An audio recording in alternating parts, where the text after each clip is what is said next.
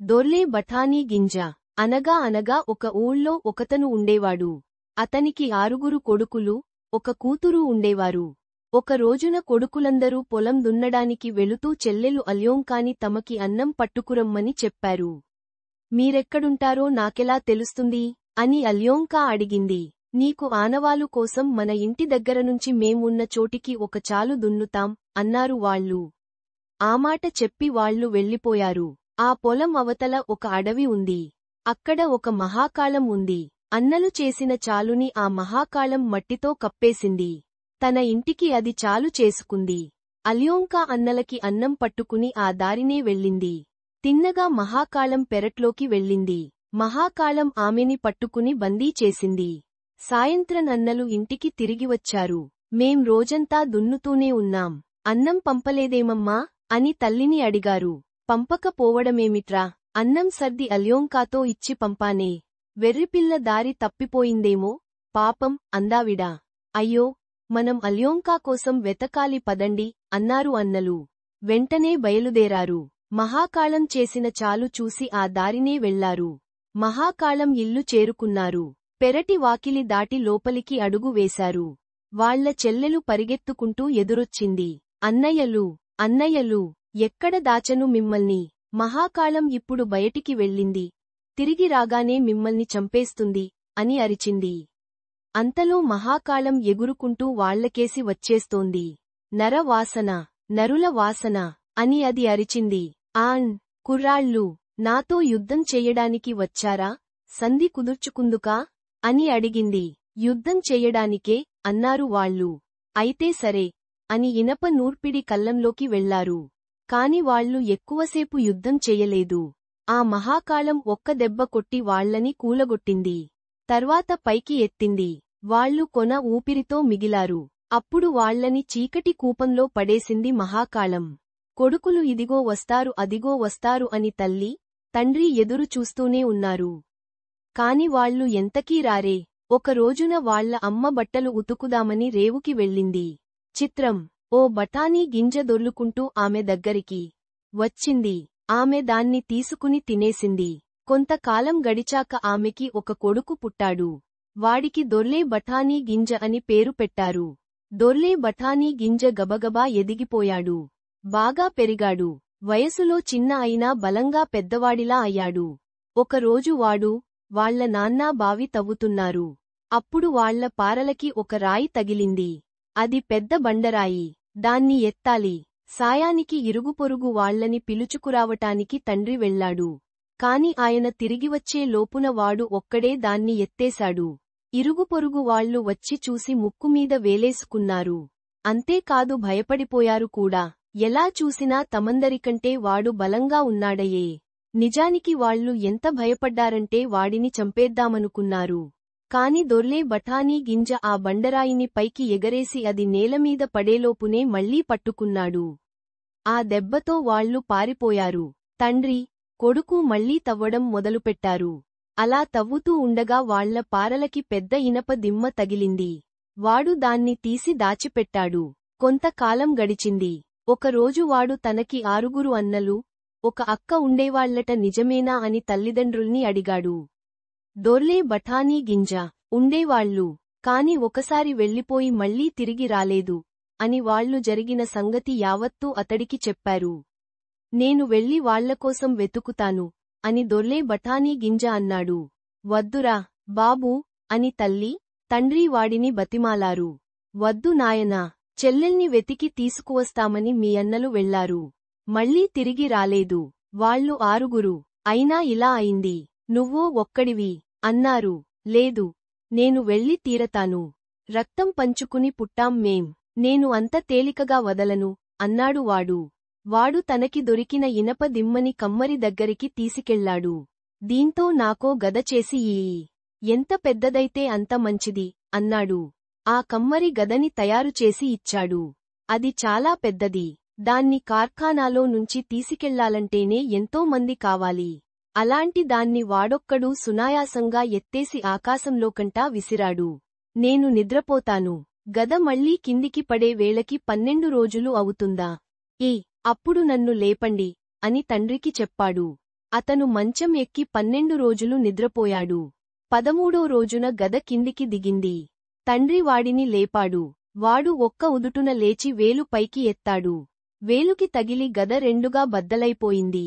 ఇలాంటి చవకబారు గద తీసుకుని అన్నయ్యలని, అక్కని వెదకడానికి వెళ్ళలేను.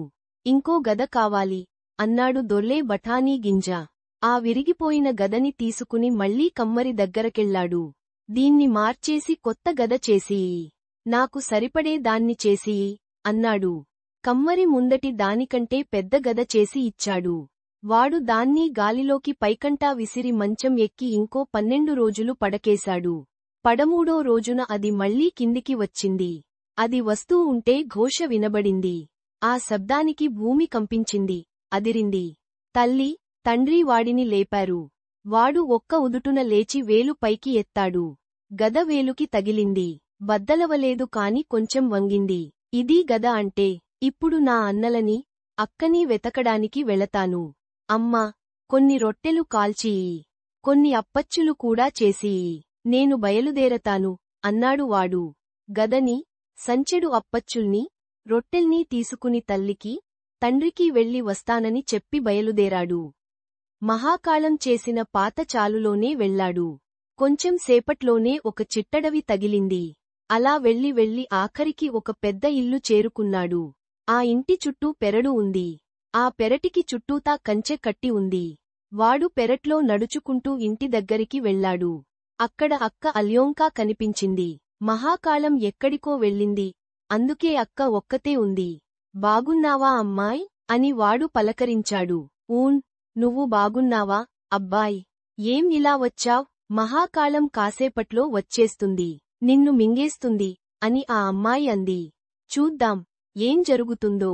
కాని నువ్వెవరు? ఇక్కడ ఎందుకున్నావ్? మా అమ్మకీ నాన్నకీ నేను ఒకత్తినే కూతుర్ని. ఈ మహాకాళానికి చిక్కేదాకా వాళ్లతోనే ఉన్నాను. మా 6 అన్నలు నన్ను విడిపిద్దామని వచ్చారు.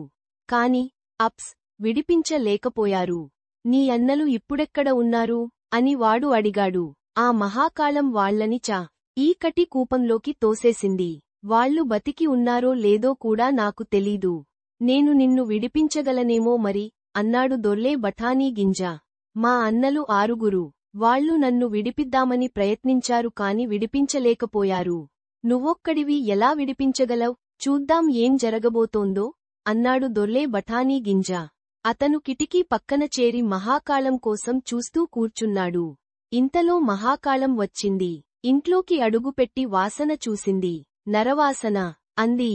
కావచ్చు, మరి నేను ఇక్కడ ఉన్నాగా అని ముందుకు వస్తూ అన్నాడు దొర్లే బఠానీ గింజ. ఏం ఇలా వచ్చావ్ నాయనా?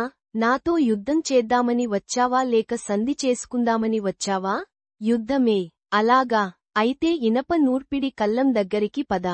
కాని మహాకాళమూ వాడూ నూర్పిడి కల్లం దగ్గరికి వెళ్లారు. మహాకాళం వాడికి ఎదురుగా నుంచుంది. నువ్వు ముందు దెబ్బ కొట్టు అంది మహాకాళం. వద్దులే, ముందు నువ్వే కాని అన్నాడు వాడు. ఆ మాటతో మహాకాళం వాడిమీదకి ఎగిరి గట్టిగా కొట్టింది. ఆ దెబ్బకి వాడు నూర్పిడి కల్లంలో చీలమండదాకా కూరుకుపోయాడు. కాని రెప్ప మూసి తెరిచేలోగా బయటపడి మహాకాళాన్ని తన గదతో మోది మోకాలు లోతుకి దిగేశాడు. ఆ మహాకాళం బయటికి ఊడిపడి వాడిని అంత లోతుకీ దిగేసింది. కాని వాడు బెదిరే మనిషా. వాడు మహాకాళాన్ని ఇంకో దెబ్బ కొట్టాడు. ఆ దెబ్బకి మహాకాళం నేలలోకి మొలలోతు కూరుకుపోయింది. అప్పుడు వాడు ఇంకో దెబ్బ కొట్టాడు. దాంతో అక్కడికక్కడే అది ప్రాణం విడిచింది.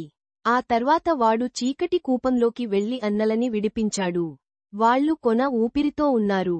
అన్నలని, అక్క అల్యోంకాని, మహాకాళం దాచిపెట్టిన బంగారాన్ని, వెండిని తీసుకుని వాడు ఇంటికి బయలుదేరాడు.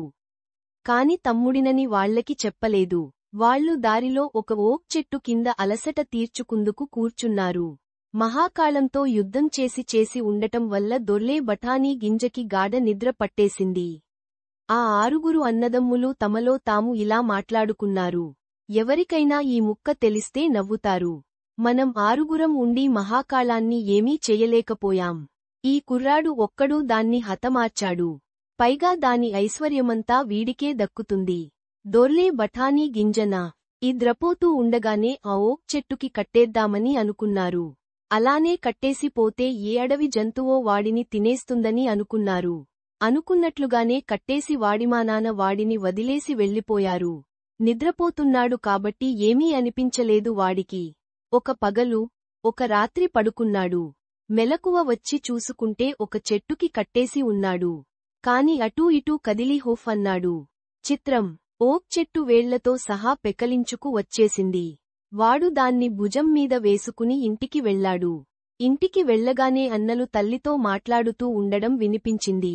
అమ్మా, మేం ఇల్లు వదిలి వెళ్ళాక మాకు తోడబుట్టిన వాళ్ళెవరైనా ఉన్నారా? అని అడిగారు. ఎందుకు లేరు? మీకు తమ్ముడు పుట్టాడు. దొర్లే బఠానీ గింజ వాడి పేరు. మిమ్మల్ని వెతుక్కుంటూ బయలుదేరి వెళ్లాడు అందావిడ. అయ్యో, అయితే మనం ఓక్ చెట్టుకి కట్టేసింది వాడినే. వెంటనే వెళ్లి వాడిని విడిపించుకు రావాలి. కాని దొర్లే బఠానీ గింజ తాను మోసుకు వస్తూ ఉన్న ఓక్ చెట్టుని ఊపాడు. అది ఇంటి కప్పుని గట్టిగా కొట్టుకుంది. ఆ దెబ్బకి ఇల్లు నేల కూలినంత పనైంది. ఎక్కడి వాళ్లు అక్కడే ఉండండి. అన్నలారా, నా దారిన నేను పోతా. ఈ విశాల ప్రపంచం అంతా తిరుగుతా అన్నాడు. గద భుజం మీద పెట్టుకుని బయలుదేరాడు.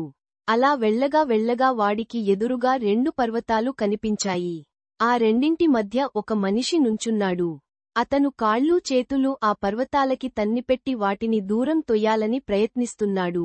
దండాలయ్యా, అన్నాడు దొర్లె బఠానీ గింజ. దండం, అన్నాడతను. ఏమిటి చేస్తున్నావు నువ్వు? వస్తూ పోతూ ఉండే దారి కోసమని ఈ కొండల్ని పక్కలకి జరుపుతున్నాను. ఎక్కడికి పోతున్నావు నువ్వు? అని వాడు అడిగాడు. లోకం చూసి అదృష్టపరీక్ష చేసుకుందామని. నేను అందుకే బయలుదేరాను. నీ పేరేమిటి? అని వాడు అతన్ని అడిగాడు. కొండల్ని కదిపేవాడు. నీ పేరేమిటి? దొర్లే బఠానీ గింజ. పద కలిసి వెళదాం, అన్నాడు వాడు. సరే పద, అన్నాడతను. ఇద్దరూ కలిసి వెళ్లారు. అలా వెళ్లగా వెళ్లగా వాళ్లకి అడవిలో ఒక మనిషి కనిపించాడు. అతను వేళ్లతో సహా ఓక్ చెట్లని పెకలిస్తున్నాడు.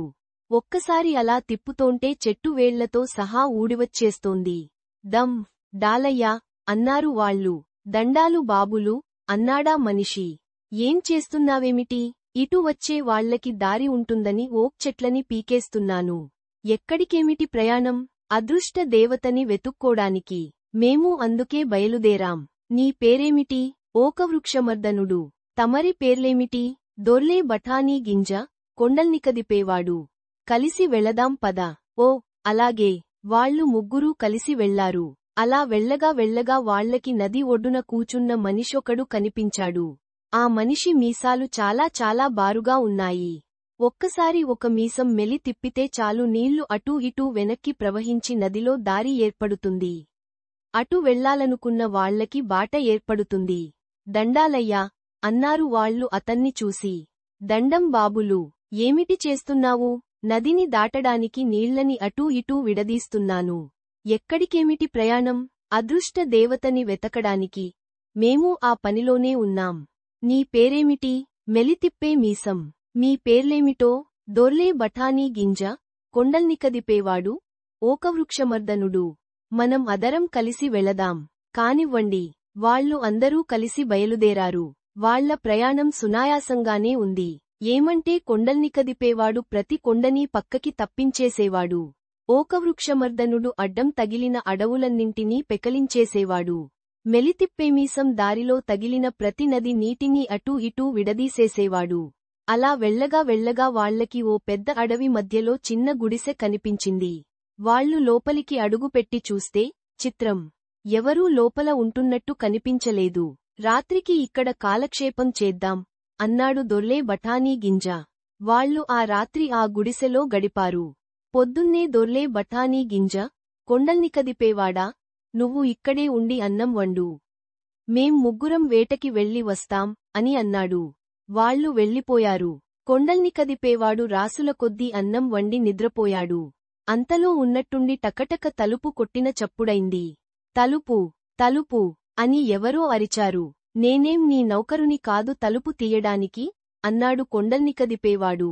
తలుపు తెరుచుకుంది. అదే గొంతుక మళ్ళీ పిలిచింది. నన్ను గుమ్మం దాటించు, అంది. నువ్వేం నా యజమానివి కాదు. అందుచేత అరవకు, మూలగకు, అన్నాడు అతను. చిత్రం, గుమ్మం ఎక్కి గడప దాటిన ముసలి మనిషి ఎంత చిన్నగా ఉన్నాడో చెప్పలేం. అంత చిన్న మనిషి అసలు ఎన్నడూ ఉండి ఉండడు. ఆ ముసలతని గడ్డం చాలా బారుగా ఉంది. నేలమీద ఈడ్చుకు పడేటంత బారుగా ఉంది. అతను కొండల్ని కదిపేవాడి జుట్టు పట్టుకుని గోడమీద మేకుకి వేలాడేశాడు. తర్వాత వండిన అన్నం అంతా తినేసి, తాగాల్సినదంతా తాగేసి వెళ్ళిపోయాడు. కొండల్ని కదిపేవాడు మేకునుంచి ఊడిపడేదాకా గుంజుకుని మెలితిరిగాడు. ఊడిపడ్డాక మళ్లీ వంటపని మొదలుపెట్టాడు. వేటకి వెళ్లిన వాళ్లు తిరిగి వచ్చేటప్పటికి ఇంకా వంట పనిలోనే ఉన్నాడు. ఏమన్నం వండడం ఇంత ఆలస్యమైంది? అని వాళ్లు అడిగారు. నిద్రపోయి ఈ విషయమే మరిచిపోయాను అన్నాడు అతను. వాళ్లు కడుపు నిండా తిని నిద్రపోయారు. దొర్లే బఠానీ గింజ ఆ మర్నాడు పొద్దుట ఓక వృక్షమర్దనుడికి చెప్పాడు. నువ్వు ఇంటిదగ్గర ఉండు. మేం వేటకి వెళ్ళి వస్తాం. వాళ్లు వెళ్ళిపోయారు. ఓకువృక్షమర్దనుడు బళ్లకొద్దీ అన్నం వండాడు. అంతలో టకటక తలుపు కొట్టిన చప్పుడైంది. తలుపు తలుపు అని పిలుపు వినిపించింది. నేనేం నీ నౌకరుని కాను, తలుపు తీయడానికి అని ఓకవృక్షమర్దనుడు జవాబు చెప్పాడు. నన్ను గుమ్మం దాటించు అని అదే గొంతుక మళ్లీ పిలిచింది. నువ్వేం నాకు యజమానివా? అందుచేత అరవొద్దు, మూలగొద్దు అని ఓకవృక్షమర్దనుడు జవాబు చెప్పాడు.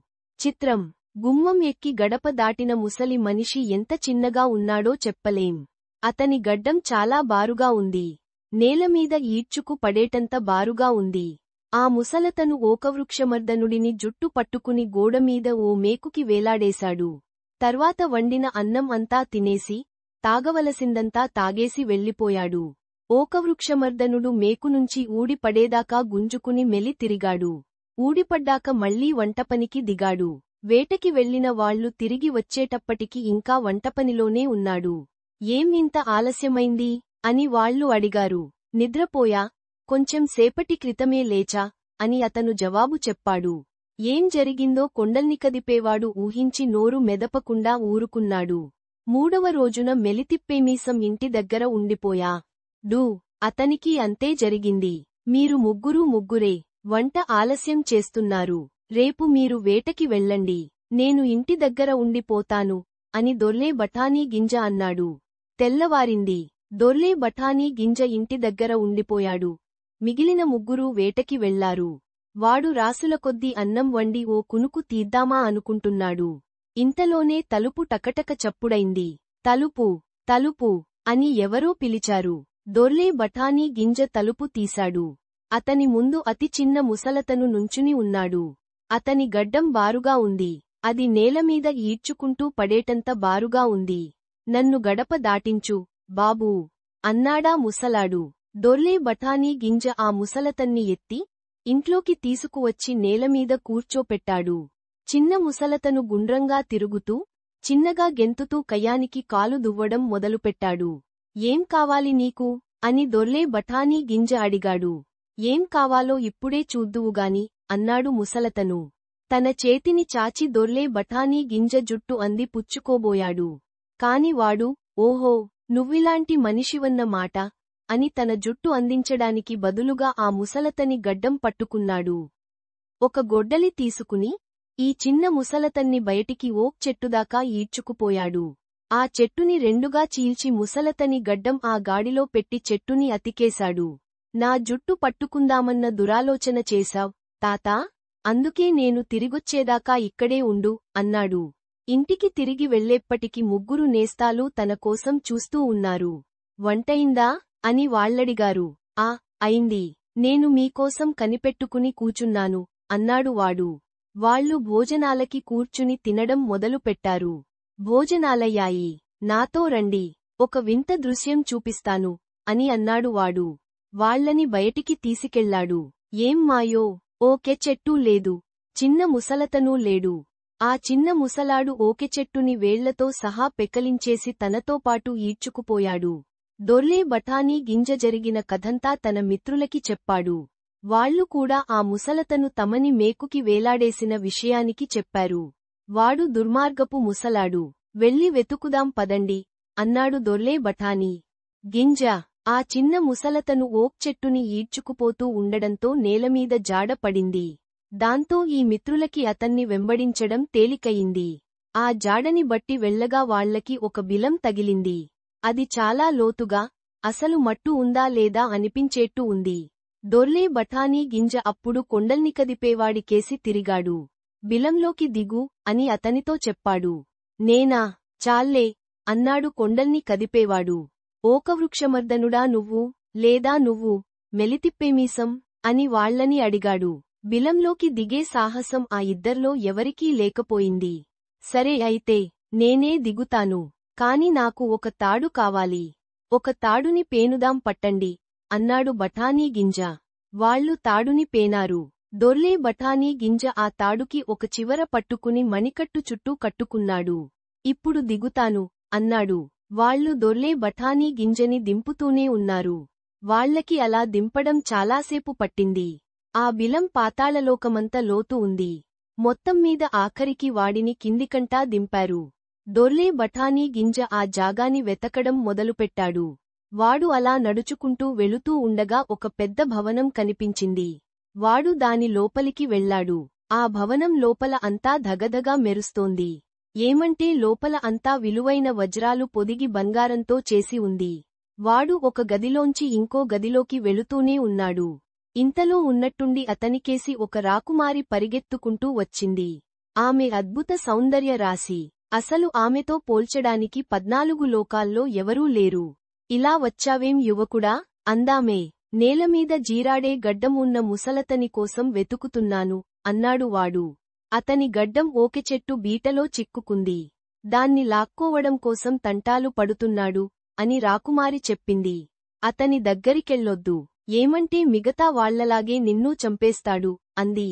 నన్ను చంపడు. అతని గడ్డం పట్టుకుని ఆ బీటలో పెట్టి నొక్కేసిన వాడిని నేనే. ఇంతకీ నువ్వెవరు అని వాడు ఆమెని అడిగాడు. నేను రాకుమారిని.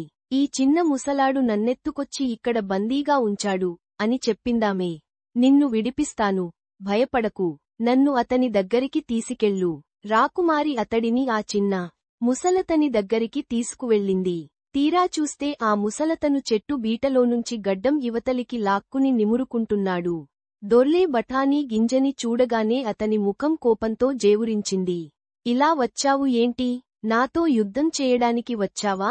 సంధి కుదుర్చుకుందామని వచ్చావా అని అడిగాడు.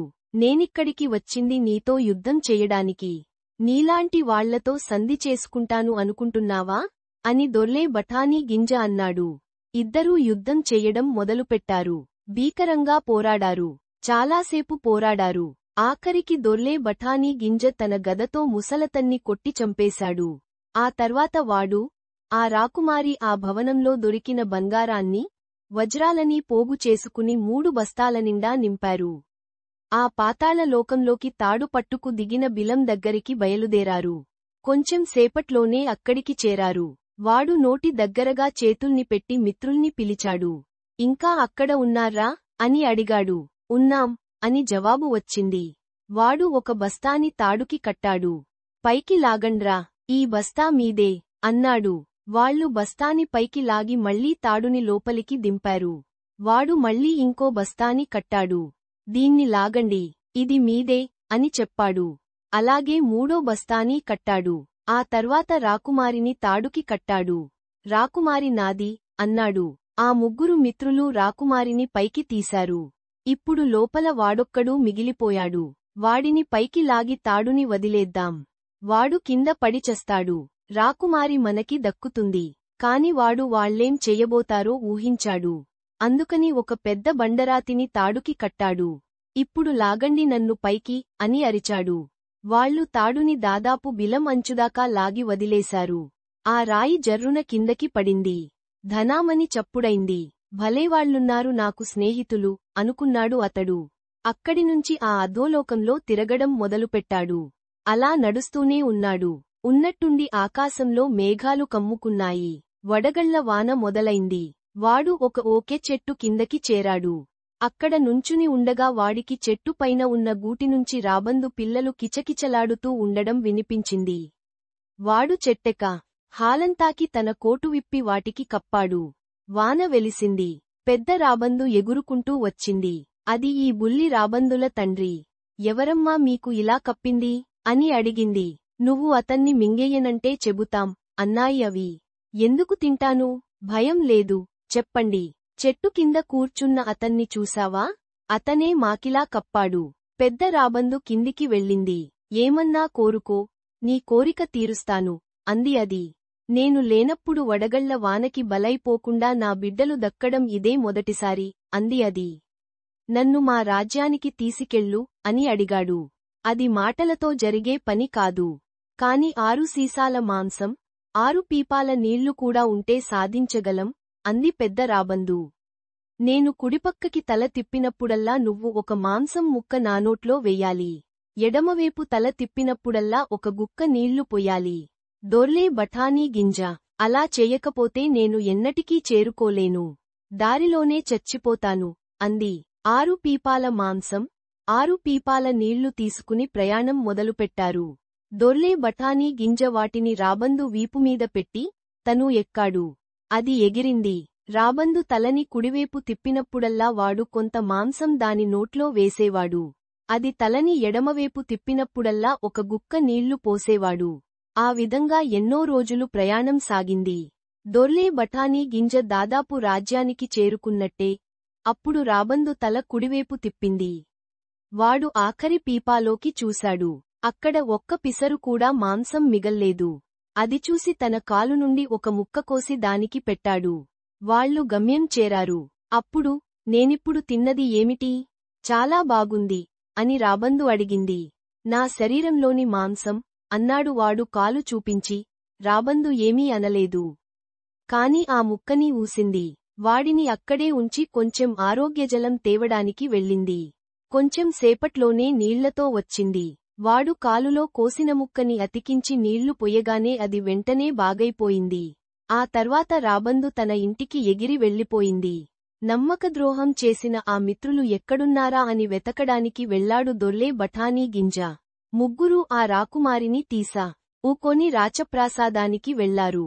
అక్కడ రాకుమారిని ఎవరు పెళ్లి చేసుకోవాలా అని వాళ్లల్లో వాళ్లు దెబ్బలాడుకోవడం మొదలుపెట్టారు. దొర్లే బఠానీ గింజ వాళ్లని అక్కడ పట్టుకున్నాడు. అతడిని చూడగానే వాళ్ల ముఖాల్లో కత్తివేటుకి నెత్తుటి చుక్క లేకపోయింది. నా అన్నలే నాకు అన్యాయం చేశారు. మీదేముంది, మిమ్మల్ని క్షమించక తప్పదు, అన్నాడు. తర్వాత వాడు రాకుమారిని పెళ్లాడాడు. ఇద్దరూ హాయిగా కలకాలం బతికారు.